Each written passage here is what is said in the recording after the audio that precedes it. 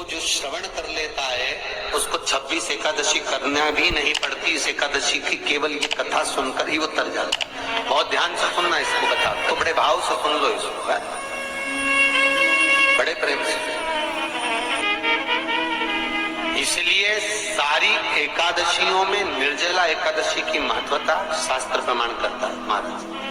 निर्जला एकादशी का उद्यापन जो करा जाता है, उसका उद्यापन और प्रदोष का जो उद्यापन करा जाता है, इन दोनों का क्रम लगभग एक जैसा ही। तो निर्जला पहुंचे, और निर्जला ने जाकर भगवान नारायण से निवेदन करा। भगवान विष्णु ने पूछा, क्या बात है निर्जला, आज तुम खेलती हुई यहाँ पर आकर खड़ी हो गई, क्या हुआ, क्या है?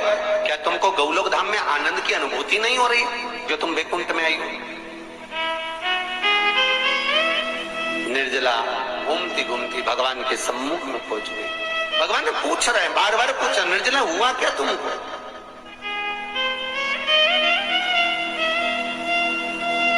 ए निर्जला, ए एकादशी, हुआ क्या है तुम? क्या कारण है तुम्हारे यहाँ आने का, वैकुंठ पहुंचने का? बहुत ध्यान देना महाराज। शास्त्र कहता है सोमवार, मंगलवार, बुधवार, गुरुवार, शुक्रवार, शनिवार, ये देवता वो देवता सबके व्रत कर लो, सारे व्रत कर लो, पर ये व्रत आपको परमात्मा के धाम तक लेकर नहीं जा सकते, क्योंकि इनका जो पुण्य है वो मृत्यु लोक में आप थोड़ा सा भी गलत करते हैं तो पुण्य समाप्त हो जाता है। पर हिंदू धर्म के 3 व्रत ऐसे बता दिए जिन व्रतों का पुण्य समाप्त नहीं हुआ।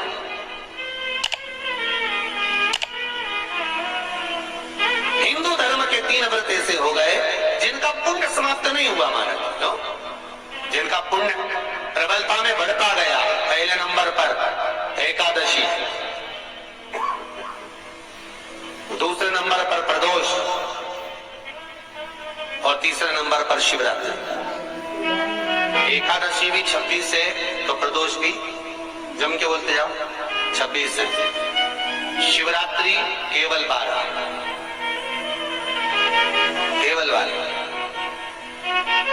और अगर अधिक मास की पड़ जावे तो ये 13, पर अधिक की आय तो 13।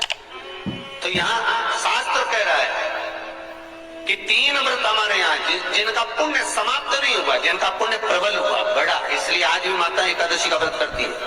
और एकादशी का व्रत कर अगर कोई जीवात्मा को देते हैं, कोई मर भी गया तो उसको एकादशी का दान देते हैं।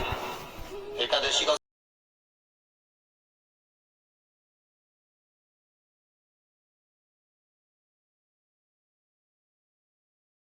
श्री शिवाय नमस्तुभ्यम, हर हर महादेव। आप सभी का मेरे चैनल धार्मिक वीडियो पर स्वागत है। पूज्य प्रदीप मिश्रा जी ने बताया कि एकादशी के व्रत का कितना महत्व होता है। जेठ की निर्जला एकादशी कोई आम एकादशी नहीं है, सभी फल देने वाली एकादशी मानी जाती है।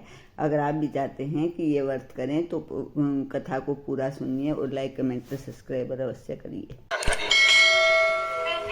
पूछा क्यों आई, क्या कारण? निर्जला आई, तब लक्ष्मी मैया उठकर निर्जला के करीब में गई। निर्जला बहुत सरल थी निर्जला। कहते हैं कामा एकादशी सबसे लंबी है। कौन सी एकादशी? कामा।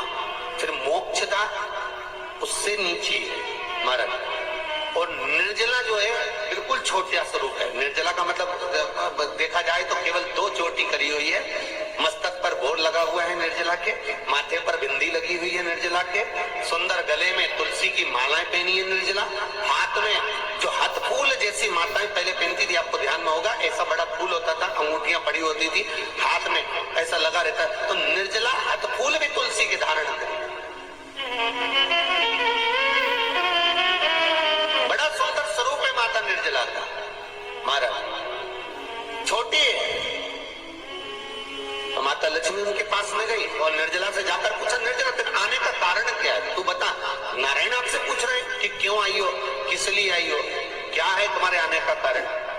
निर्जला ने कहा, मेरी विनती केवल इतनी सी है मां कि मैं ये चाहती हूं